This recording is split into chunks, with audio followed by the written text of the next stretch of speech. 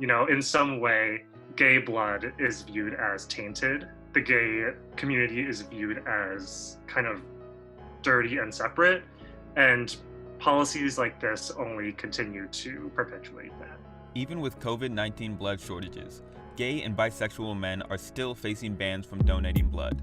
This policy stems back to 1984 during the HIV epidemic, when the FDA issued a lifetime ban on blood donations from men who have sex with men, a group often abbreviated in the medical community as MSM. So to give some context, the HIV epidemic kind of started in the early 1980s.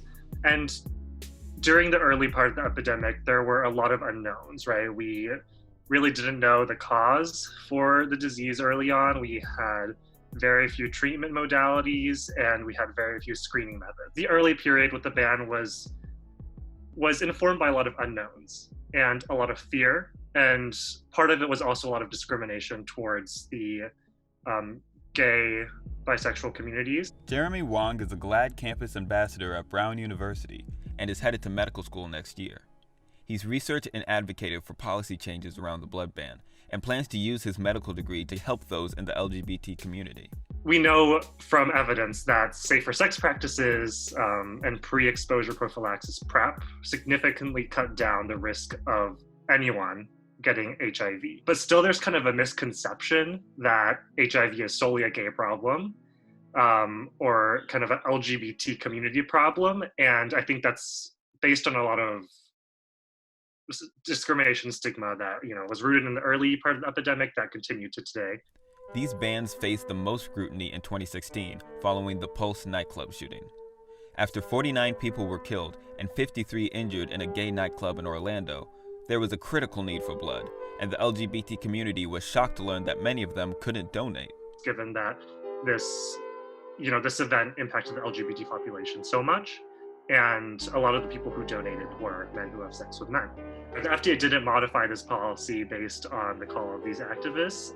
In 2015, a year before Pulse, the FDA had changed the rules from a lifetime ban to just banning those who had had sex in the past 12 months. Then recently, due to COVID-related blood shortages, the rule was relaxed even further to 3 months after the Red Cross announced in April that they had less than a 5-day supply of blood left. Due to COVID, stay-at-home orders have diminished the steady stream of donations we've come to rely on. But even with the 3-month waiting period, it's still saying that if you are a gay man with a sex life, you are banned from donating blood.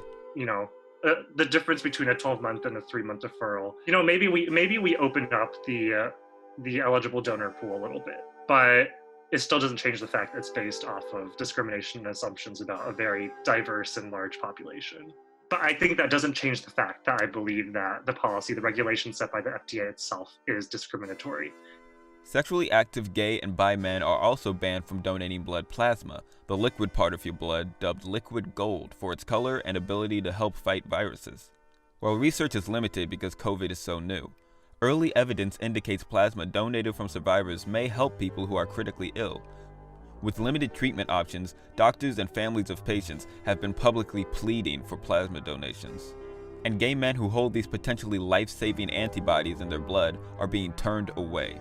We haven't had a single case of HIV transmission through blood plasma in the past 2 decades.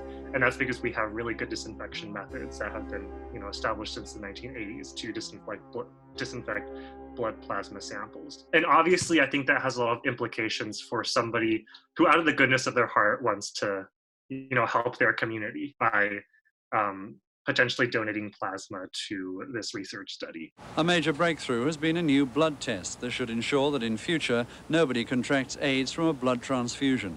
But it's only just been approved for use. Thousands may be carrying the virus already, and it takes up to 5 years for AIDS to fully develop. So do bans like this even make sense anymore scientifically? Well, modern testing allows HIV to be detected in blood 11 days after infection. And just FYI, donated blood is always tested for HIV, along with many other diseases. I don't want to speak for everyone, but to me, it's great that they're looking at this issue in light of this crisis, COVID-19 and the blood shortage. And, they're making some much needed modifications, albeit I think not enough.